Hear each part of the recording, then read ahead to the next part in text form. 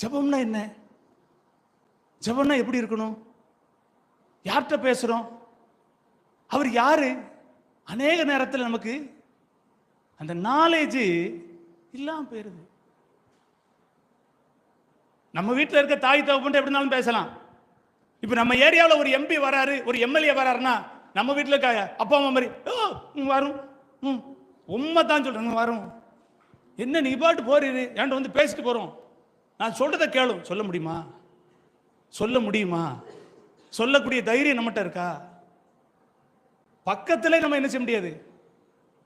உலக பிரகாரமான ஒரு பொறுப்புக்கு இவ்வளவு முக்கியத்துவம் இருக்கும்னா, இவ்வளவு அதை நம்ம கண்ணும் கருத்துமா அதை கையாளணும், பேசணுங்கிற உணர்வு நமக்கு இருக்குன்னா, வேதம் சொல்லுது, வானம் எனது சிங்காசனம், பூமி எனக்கு பாதப்படி. அப்பேற்பட்ட ஒரு தேவனிடத்துல